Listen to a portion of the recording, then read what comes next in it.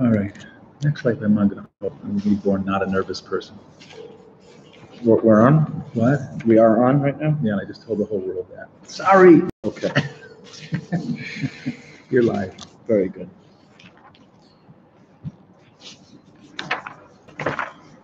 Okay, in general, the laws of Chanukah, which we're going to begin today, this is the inside shiur from the first chapter, chapter Taf Reish Ayin, that is chapter 6, 7 in Shulchan Aruch. It goes all the way until 684.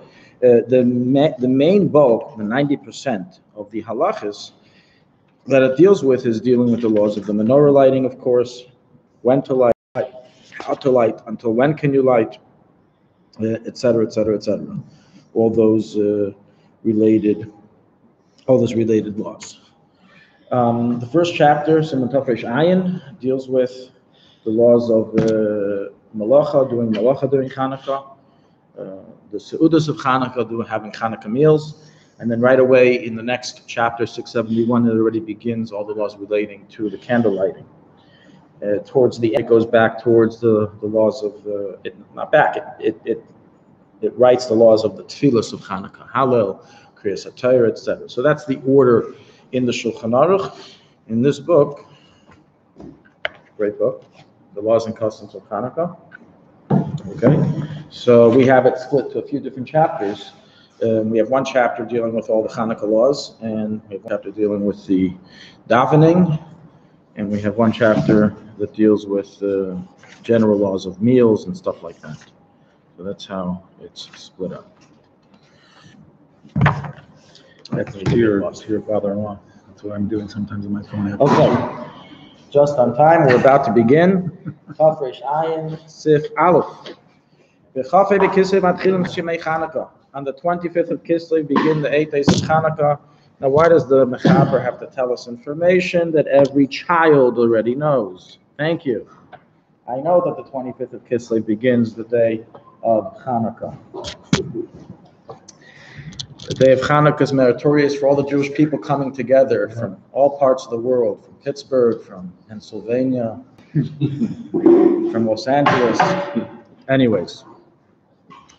So, one of the reasons is because there is actually debate amongst the Rishonim, the Meiri versus the Rambam, as to which date is the date that the war was won.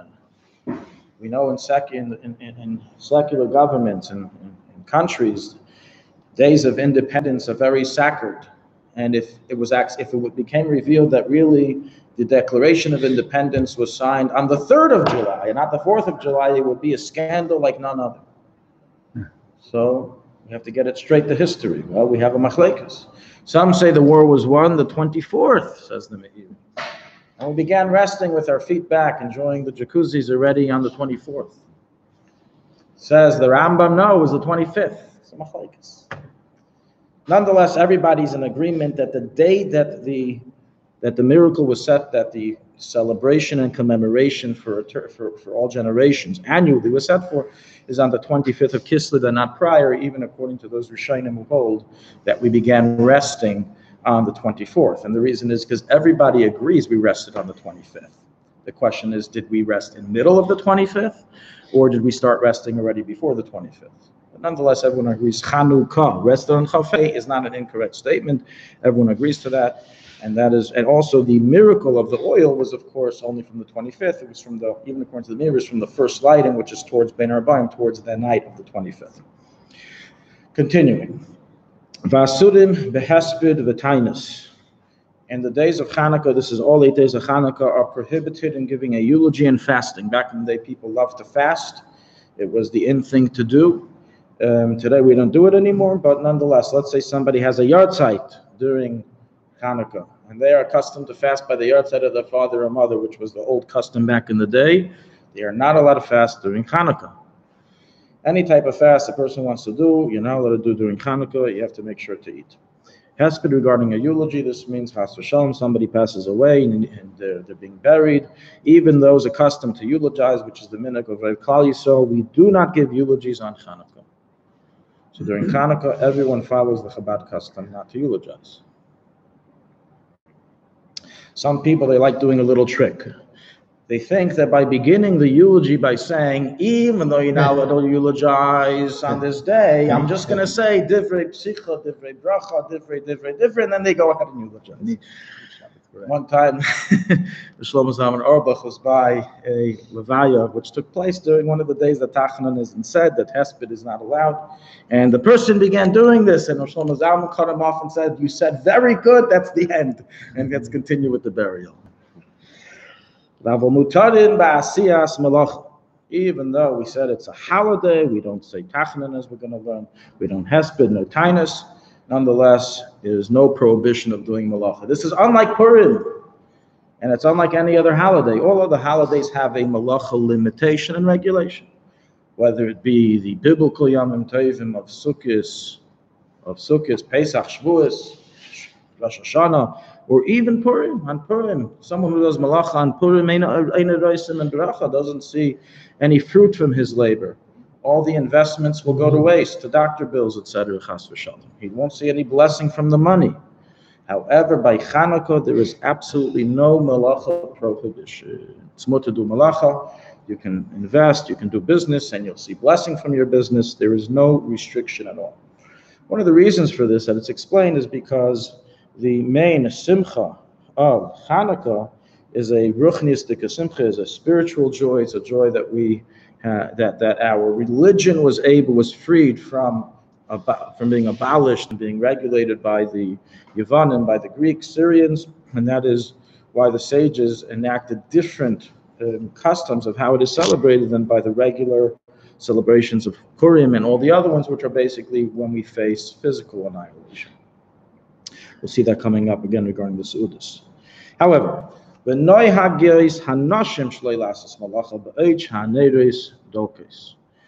though min hadin it is mutter to do malacha, everybody, men and women, nonetheless, the custom amongst women is not to do malacha while the candles are lit. We know that women, for example, on Rosh Chodesh, have an accepted custom not to do malacha. So too, they have an accepted custom not to do malacha by when the candles are lit. Some place can say this goes and extends until midnight. However, practically, I'll read it out here. Practically, halacha l'maaseh, we rule that it's only for within the first 30 minutes from when the candles are lit. So she remains next to the candles for the first 30 minutes. Even though minadin, the Isser of Malacha is only like sewing, weaving, laundry, but housework, even that minadin is allowed. But nonetheless, the best thing is for her to stay near the candles. As in truth, there's two reasons why. Why did women accept this upon themselves? Two reasons. Number one is to commemorate the fact that they had a special part in the miracle, as we will read momentarily in the Ramah. As Yehudis, she is the one who chopped off the head of the general who was in charge of placing a siege and in control of Jerusalem. And when his head got separated from his body, all of the soldiers that were under him feared for their lives and allowed us to take back Yerushalayim. So she had a major part in the victory. And therefore, a woman accepted an extra custom upon themselves to emphasize this point. Another reason recorded, as writes the Levush, is just to emphasize that you need to pay attention to the miracle, spend time, not have hesach hadas. They want to have a set time where they can contemplate the miracle. That's why they became accustomed to do this, and therefore, according to that, we should avoid all types of malacha that would remove one's attention and one's mind from the miracle. You can argue making latkes is for the sake of the miracle, so it doesn't remove your mind from it. It all depends how much the woman enters into her food making. If she, her mind becomes engulfed in the oil, then she's forgetting about the Chanukah lighting. So it all depends. But in general, the best thing is just to sit next to the candles. The Maisa, Minhag Chabad, as it says in Sefer Menhagim, is that also the men stay near the candles for a half hour. This is not a halacha, this is not a requirement, but it is a custom. So by us, men and women are equal. We remain next to the candles for the first half hour, except, of course, for Erev Shabbos when it's not practical, but otherwise that's what we do. And the purpose of it is to contemplate and remind us of the miracle that happened. So the best idea is that these little gadgets, which are the biggest disturbances in the world, should be put away. and we can focus on what's going on and talk about the miracles of Chanukah, the laws of Chanukah, etc., etc.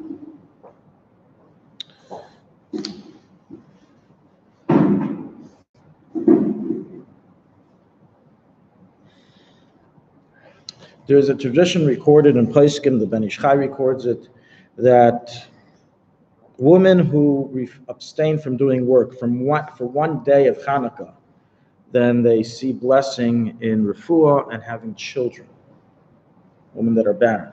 So what they would do is that they would say, let's say the 8th day of Chanukah, I'm not doing malacha. The 5th day of Chanukah, I'm not doing malacha. And they would take off the whole day to not do malacha.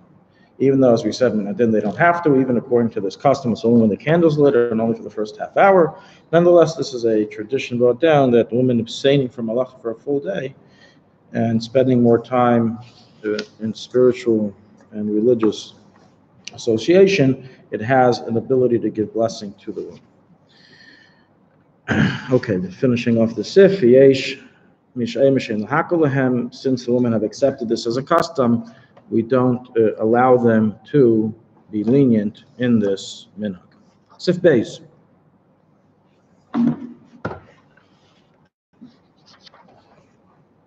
Riboy ha'su'udah shamaram behem em su'udas harashus. The Mechaber says that the customary merrymaking and increasing of meals that's done by Chanukah in all communities is not considered a Sudas mitzvah. It's voluntary, people are doing it on their own. It's as if today we decided to make a huge feast, a huge meal, everyone comes, they were all invited, they ask what's going on, what do you mean? You don't know, it's the 17th of Kislev. What happened on 17th of Kislev? I have no idea, but it's the 17th of Kislev. It's we're making a meal for no reason. That's what the Mechaber says. What do you mean? It's Chanukah. The Mechaber holds, as we discussed in Tuesday's share, not that it was the Mechaber that we said, but now we're emphasizing this is the Mechaber's opinion, that merrymaking, joining feasts is not the way the sages established for Chanukah to be celebrated, for Chanukah to be commemorated. It's commemorated through doing spiritual things, saying Hallel, through lighting Chanukah candles and the like. Not through meals. It's not a meal holiday. Shaloi Kav in the Mishnah V'Simcha. Chacham never established for this purpose, and if so, it's a Sudas V'Shus. You're doing it on your own. It is not relevant to the mitzvah of Chanukah. This follows the opinion of the Rambam. However, the Ramah writes, "V'yesh oimrim sheish ksas mitzvah b'ribei ha'su'udos." The Ramah brings in the name of the Maral of Prague that no, there is a reason behind increasing in meals. In other words, that this is considered a Seudas mitzvah. This is considered as if the sages established it to be done. So what are they arguing over? So they are not arguing over whether, in essence, the miracles that happened during Chanukah were established for spiritual purposes of lighting candles, etc. We all agree to that. However, here the dispute is as follows. This touches upon a very interesting debate, which probably most people never thought about properly. My Chanukah, what is the Chanukah holiday really commemorating? So the Gemara famously says that it's the fact that we entered the Mizbeach, that we entered the Beis Hamikdash, and we had the candles last for 8 days. Is it the miracle of the 8 days, or is it the fact that now we have a rededicated temple? Those are two very different things. The candles remaining lit for 8 days represent a spiritual victory, purity over impurity, etc., etc. By that, I understand the Chachamim made the Su'ud, made the celebration and commemoration in a way of spiritual activity, through lighting candles, etc., not through meals. However, if you focus on the fact that the Mikdash, the temple, was now rededicated, re-inaugurated, then hey, we have precedent to this. We all know in the Shivas Yemei HaMiluim, it was party time. They partied, Kipshuta. They had all these karbanos brought that we're going to read about on Chanukah.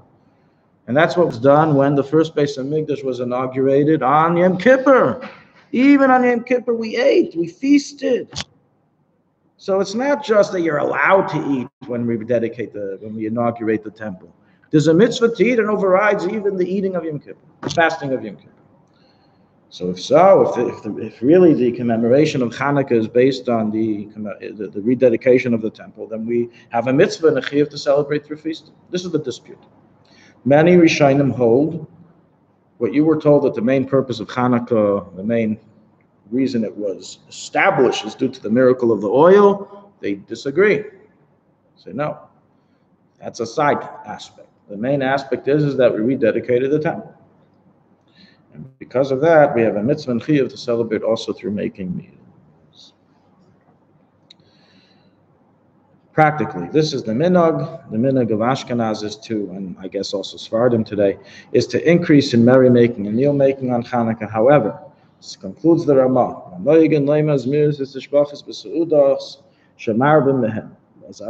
Mitzvah for all opinions. In order to take into account the first approach, which is the approach of the Rambam and the Mechaber, which hold that it is not a Seudas mitzvah.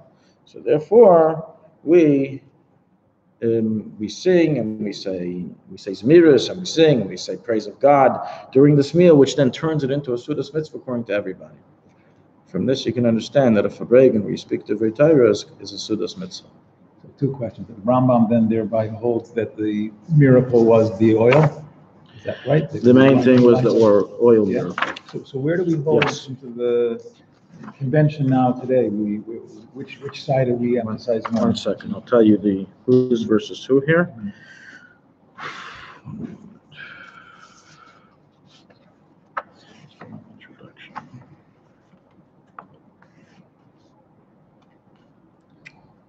Well, the Rambam only makes mention of the, he mentions the war was won and the fact that we lit the candles for 8 days. He doesn't emphasize the idea of the inauguration of the temple. So the fact that he omits it shows that he doesn't feel that that is a reason behind the celebration. But many of the Rishonim do bring it. The Ashkenazi Rishonim, Rashi, Shmulei Leket, the Mordechai, the Zarua.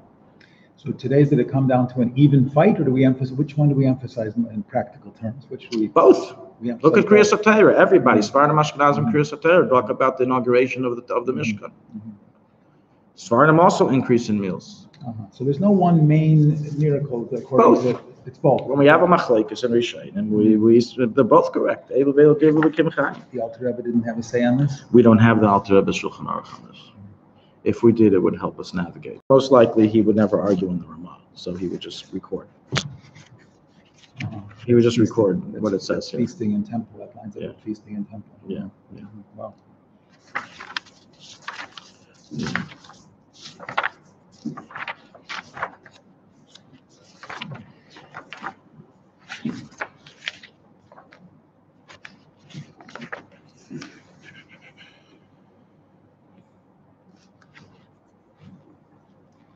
Okay. The Azavi says, okay. Yesh Ein. Sheyesh Lecho Gvina B'Chanukah, Lefi Shaneis Nas B'Cholav Shechila Yehudis Asayim. Some places can rule, this is brought down in the Kolbe and the Ran, that as part of your Chanukah menu, you are to eat cheesy foods, dairy foods. As we know, that Yehudis put the general to sleep through serving him cheese and milk, which makes a person tired and drowsy. In fact, in one source it's brought down that drinking too much milk can make you drunk. Don't tell the cops that. Yeah. But how many coffees did you have this morning? Right? But so this made him drowsy. He fell asleep, and as we know, his head was chopped off. So in order to commemorate that the fact that it was done through dairy, we are accustomed to eat dairy during Chanukah. Have you practically seen this done? I don't see the bakeries. I don't see the pizza shops doing mitzvahs for Chanukah. Right?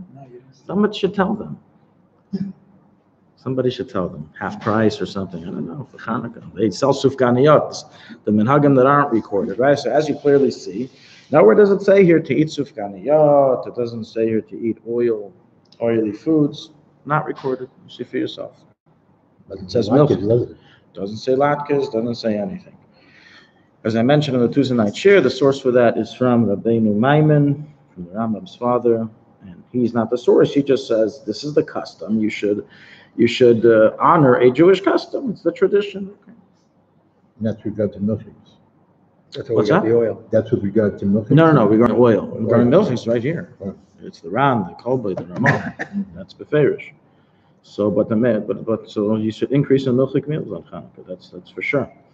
But also, as we said, there is a Jewish custom eating oily foods. Okay, so we increase in latke. Well, the Alter Rebbe had a latke event for his family with latkes, and somebody wants to make latkes but bake them. It's not the same thing. Bake sufganiyot. Doesn't taste the same. The whole idea. But technically, you can argue, hey, the miracle was with olive oil. You should use olive oil. And don't be chayshid any of the bakeries that they're using olive oil.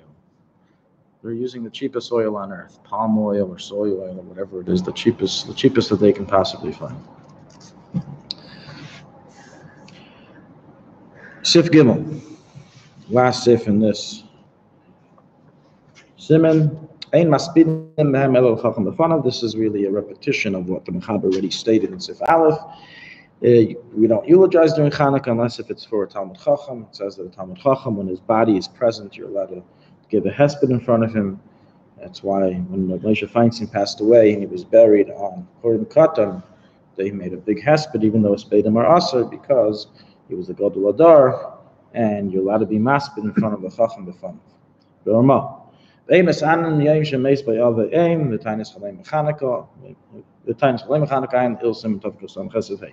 as we said, even someone who has a yard site for a parent and usually fasts, you don't fast on Chanukah.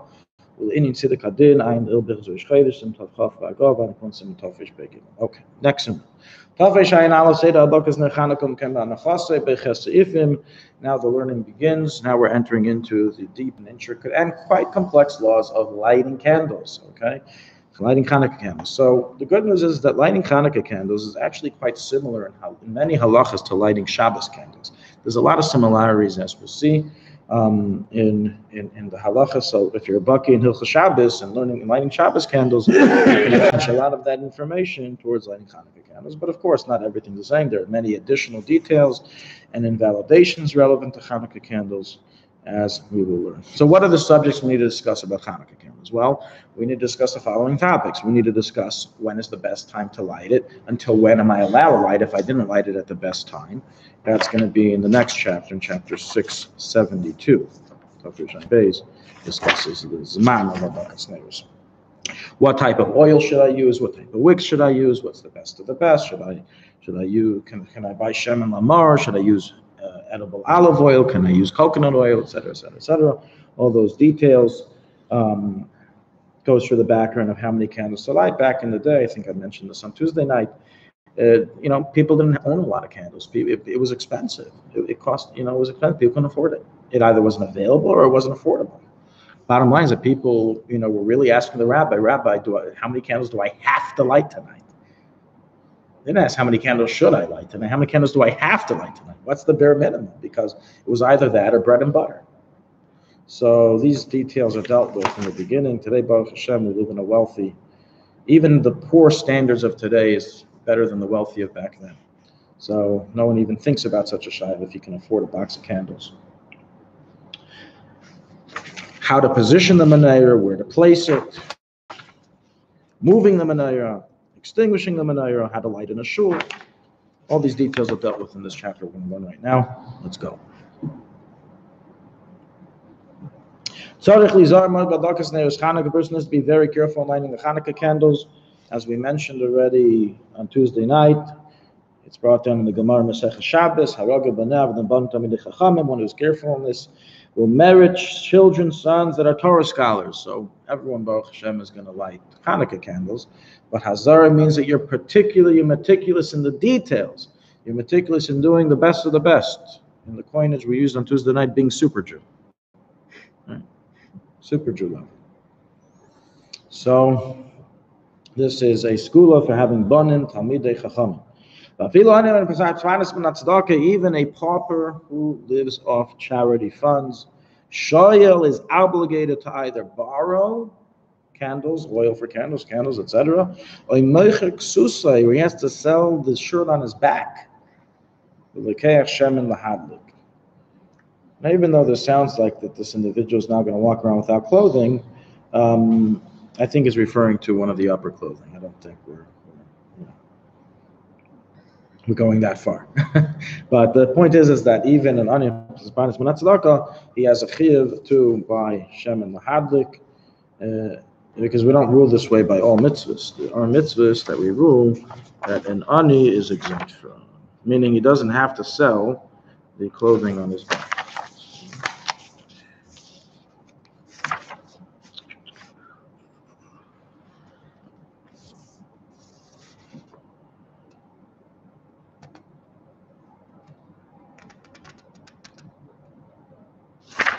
Okay, here I didn't bring the contrast law, but the Pasuk here emphasizes that this would also mean, would have to hire himself out to work to get a job, etc. Okay, sif base.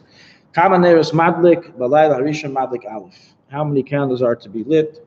So here the Mechaber, he doesn't go into the background and details, he just tells us straight up what you should do. Meaning he doesn't tell us what you must do, he tells us what you should do over here. Let's see. On the first night you light one candle. From here and onwards you add one every single night. Until the last night, you will have 8 candles. Even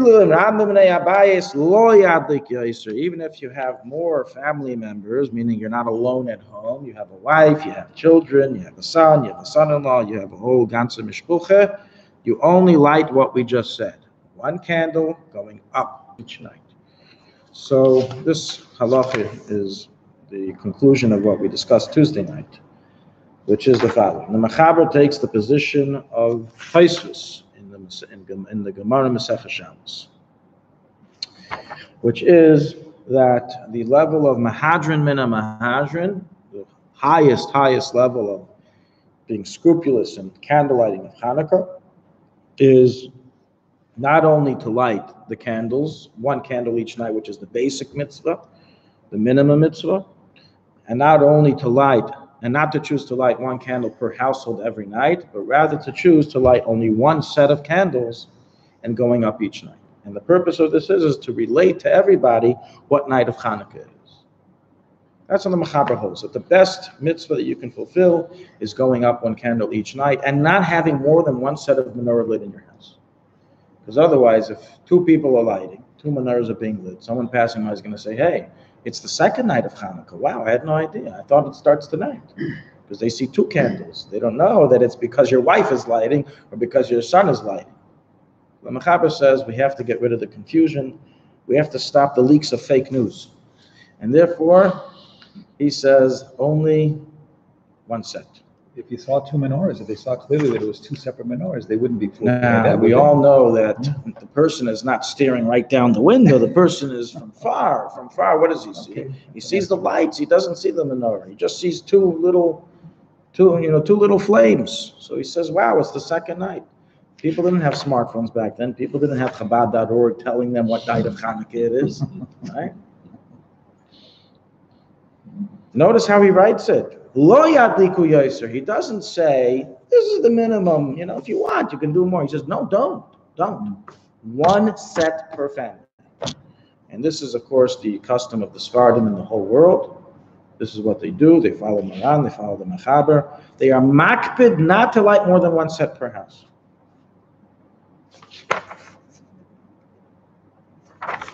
What's the definition of family? The entire household. It's nothing to do with actual relations of brother, sister. It's not biological relations. It has to do with the household.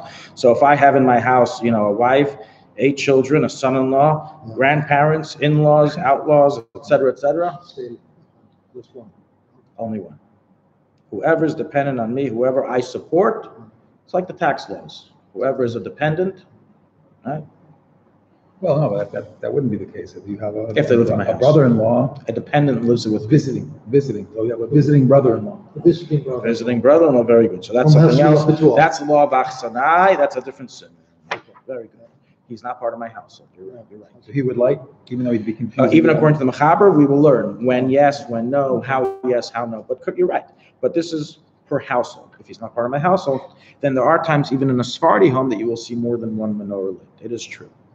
And it's not because they are trying to ignore this ruling. It is because there's somebody else here that's not a dependent on the household. Now, based on this, it's understood that let's say a Sephardi bucher, many Sephardim go to the Ashkenazi yeshivas. It's a weird thing, but this is the fact. Okay, even though there's Sephardi yeshivas for Sephardim, about 1/3 of Litvish yeshivas have Sephardim. I'm sorry, I should say that. About 1/3 of all Litvish yeshivas are Sephardim. Not that 1/3 of the yeshivas, but all the yeshivas have about 1/3 Sephardim. That's the cap they put. It's a real thing. They put a cap up to 33%. For every 100 students, you can have 33 Sephardim. Now, the Sephardim took it very offensively. What is this? You're putting a cap on our students? But other Sephardi Rabbanim said they shouldn't allow any of the students, and they should be going to our yeshivas. What are they going to Ashkenazi yeshivas? The bottom line is that we're getting out of the politics of the issue.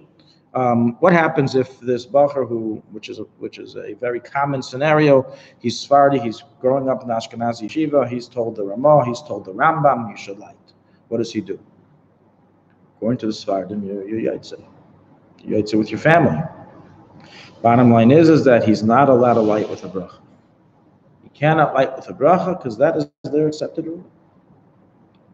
Since that is their accepted ruling, if he wants to light, he can ask his father for permission. If father will tell him you can set up over here, not next to my menorah. Otherwise, you ruin the whole reason why you're not supposed to light without a bracha.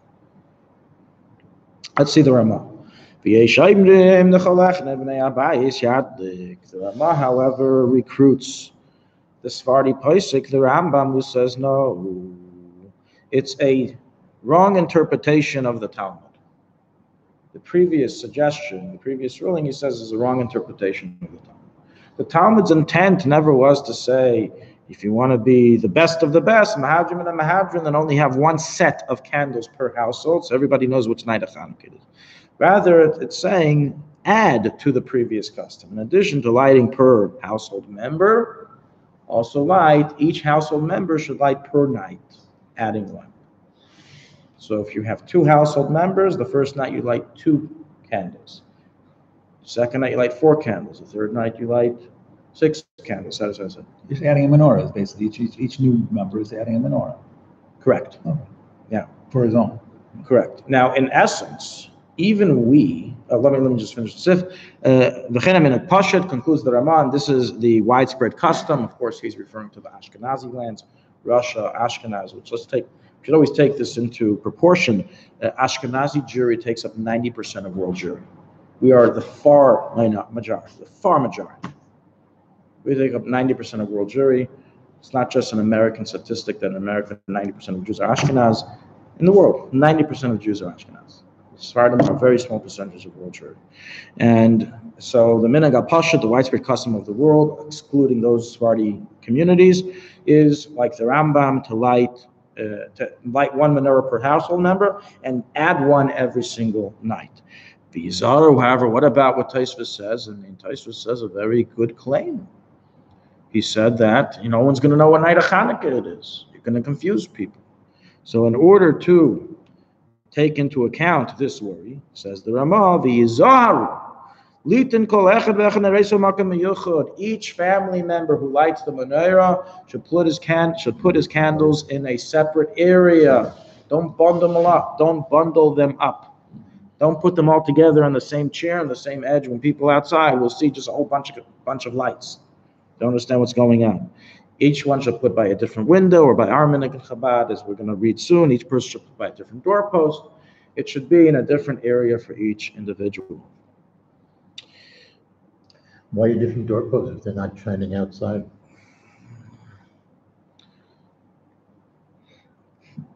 No tough questions in class. That's hard. Didn't get to the subject yet. Well, first of all, let's first start with this halacha that the Ramah says is applicable even according to the custom of lighting inside, because that custom is the Ramah's custom. And he would have mentioned something here if that wasn't the case.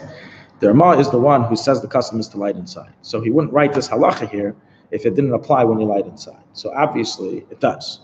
Right? The question is why.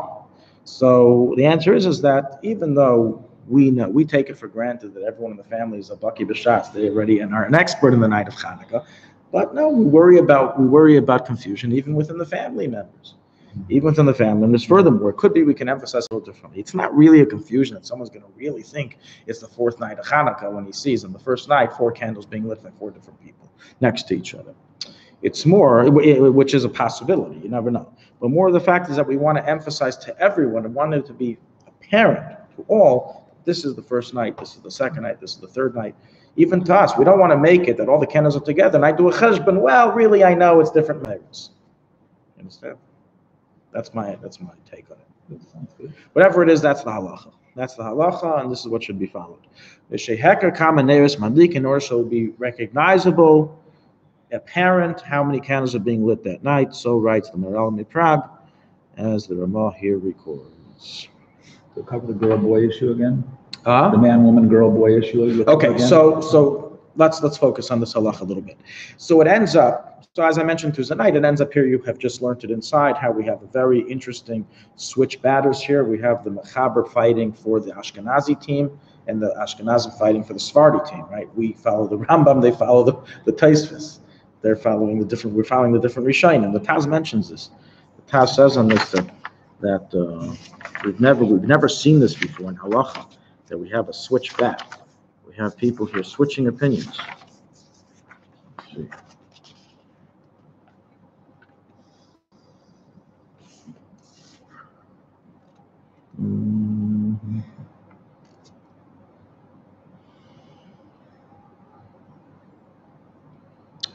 Yeah, the Taz brings it. He writes, there is no precedence for such a switch of rulings amongst Paiskim. This is it. It's always the party line. You will never see Democrats adapt Republican talking points and Republicans adapt Democrat talking points. It doesn't happen. But in Judaism, we have to have achdus. It's about achdus. That's why we sometimes switch. This is the area. Chanukah. In Chanukah, we switch. So we shouldn't take it so offensively when the Sephardi says, I'm very makbid not to light. He's standing up for the Ashkenazi Paiskim. Okay, so in truth, even we Ashkenazim don't really go all the way with the opinion of the Rambam, with his interpretation of the Gemara, with the ruling of the Ramah, in essence. Why?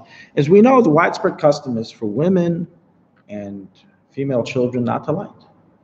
According to the Rambam's interpretation of what the Ramah just recorded, it says, Kol echem mibnei abayis. Every single family member, it doesn't matter male, female aren't family members, the family members. Every single family member would light. So if you have 10 total family members, doesn't matter what the girl or boy count is, you would have 10 menorahs. Furthermore, second point that we don't follow today, in our Ashkenazi Rambam minhag, the father of the home would light all these menorahs. It wasn't that each individual would light the menorah. The father of the home, would set up a menorah per family member. And you don't even really need menorahs. So I would just, whatever, that's another issue. But you would just set up candles for each family member and light each one of them. It wouldn't be necessary for each family member to personally do the lighting. At least they don't mention that. So it would be one bracha that would cover all the menorahs? It'd be what, if the father Correct, was it, correct. One bracha. Correct. Correct. That's not a Sephardi home like that. We're talking Ashkenazi home. You're correct, though, Svardim. So you never light for family members. You only light one, right? They say you never light for family members. You're doing it for them, actually. The one is covering all of them, basically, right? You're yotziing your family. Correct. That's everyone agrees that you're Yates to your family. Right. The question is there a mahadran for everyone also to light? One second.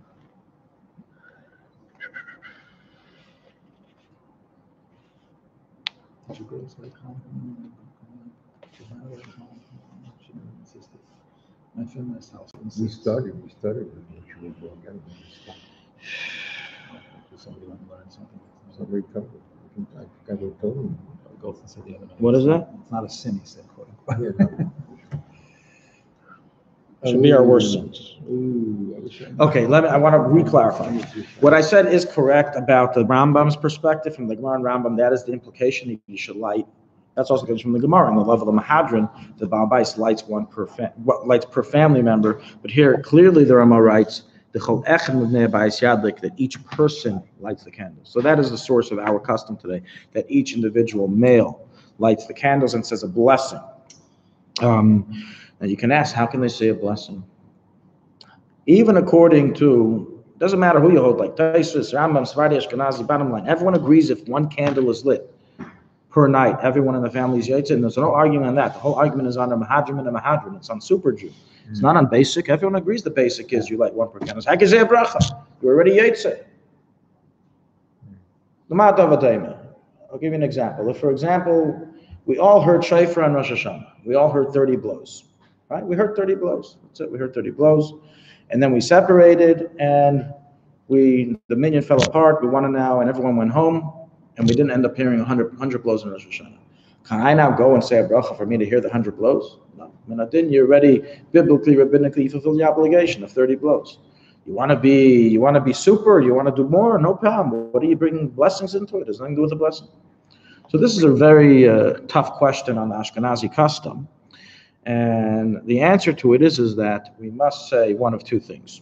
Either that, number one, when the sages initially instituted the mitzvah of Adlakas Neres Chanukah, they gave the option of saying a bracha on the Mahadrim. In other words, they said is that you can also say a bracha on the Mahadrim level. And if they set it up that way, then fine, it's their decision. They set it up to begin with that you can say a bracha on the regular level. Another way of learning, and this is how some places can learn, which is the more simple approach, is that in essence, the family members who decide to light on their own are having in mind to not be Yaitse. In Judaism, it always works that if I have in mind to not be Yaitse with somebody, I'm not Yaitse. If I have in mind to not be Yaitse Shofar, then I have to blow with a bracha on my own. So this is the idea of how we are able to say a bracha on our individual lighting. Now, getting to the woman. So as I said before, everyone agrees, that is the Lashon in all the Paiskim and Rishayim, that all the family members would light, including the women. So we don't fully do the Rambam approach or the Ramah approach. We do it only with men, with males, and with females we don't do it. And the reason why the females don't light is not very clear. There's a few answers that are offered. One is that the wife doesn't want to separate herself from her husband. A wife is like the body of her husband. If she would light, it would be like saying, well, you're not me, but you are me. And we want to emphasize the unity of husband and wife, and therefore the wives, out of their bittul to the husband, don't light. And if the wives aren't lighting, then it's not fit for the girls to light. That's one of the explanations that is given behind why the girls. But when they do, and you said the other night, it's not a sin saying a bracha. Correct. It is not a sin because, as we learned, min hadin, from the letter of the law, according to Ashkenazi approach and Rambam approach, they are part of the Mahadrim and the Mahadrim capability, and they are allowed to light even with a bracha if they want to. Yes. They should be taught. What is that? No. Just asking, please.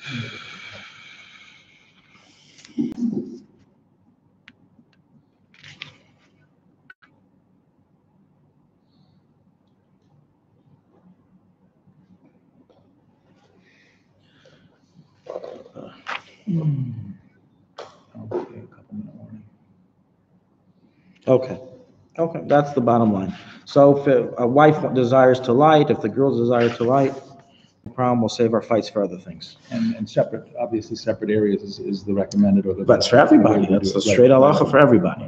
Male, female, doesn't matter who you are. Okay. Sif Gimel.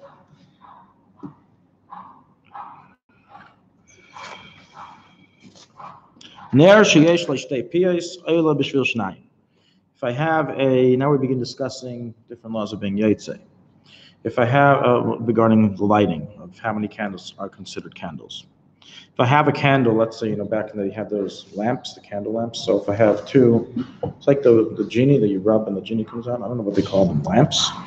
Aladdin's lamp. Huh? Aladdin's lamp. Aladdin's lamp. No, what's the real name? It only has one. It only has one? Oh, this one had two. This is a super Aladdin lamp. It has two exits for the wick. So you light both of them, it's considered two candles. Even though the source, the fuel, is all one, there's two separate wicks, so it's considered two. You see it separately. So that's considered two candles. Sif Dalid.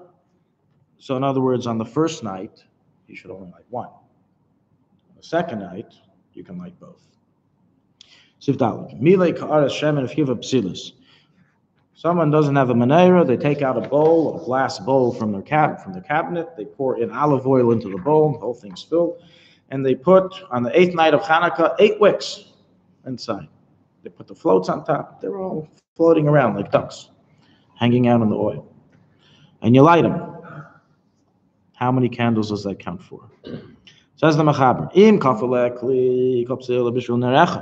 if you place a vessel on top of them, they all count for one candle, a single candle. If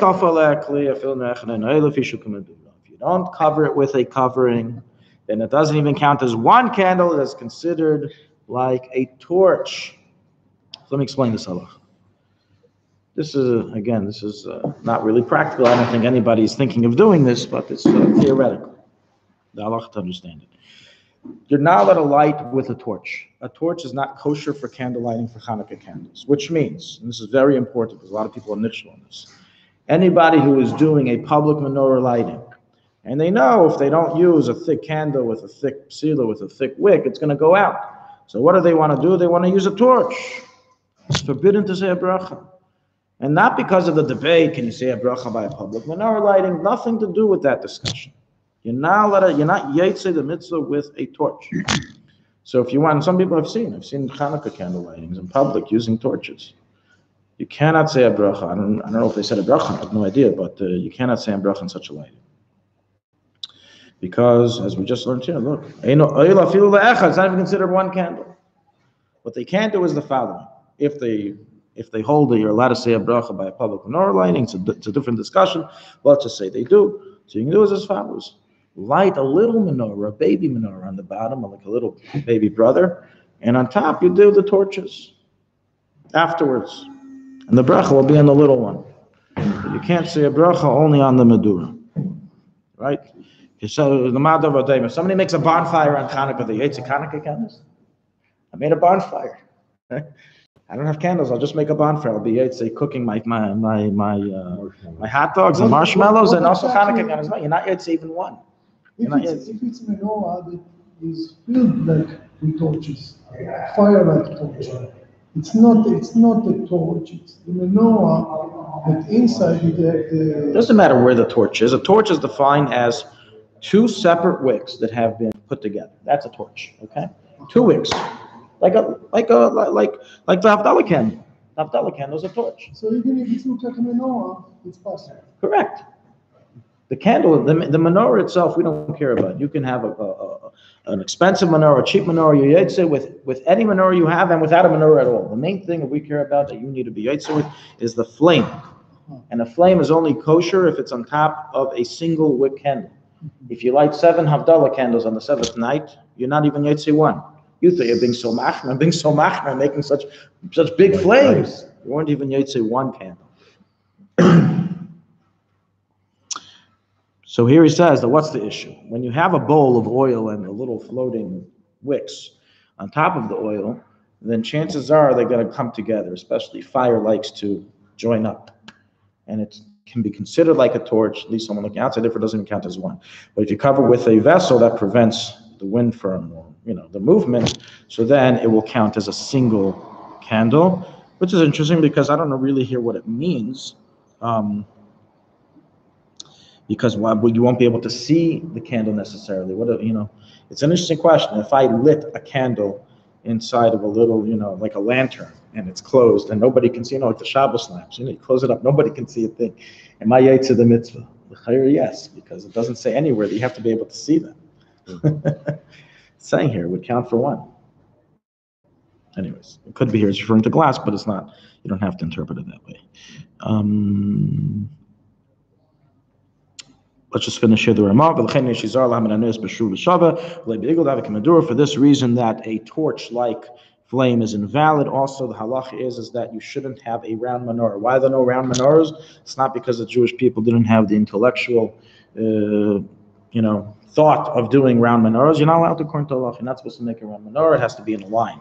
Shura, as when it's in a circle, then it can look like a torch. It looks like that it's all one flame. You're allowed to use the back in the day types of lamps, even though it has a few wicks in it, because everyone is separate from each other. You should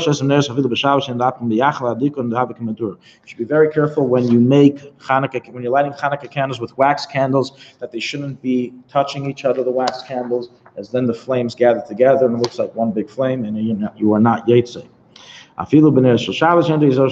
Especially often what happens with wax candles, if they're too close, especially on the later nights, is that the flame is too near each other, and it causes the wax candle to do maidim, and very machmer maidim, maidim anachullah, it's bowing all the way down, and obviously that's not considered a kosher candle. It doesn't last, and therefore you have to be careful to put it from a distance. Okay, I'll have to watch the movie. So, Rich, we have 2 more Sundays. We have next Sunday.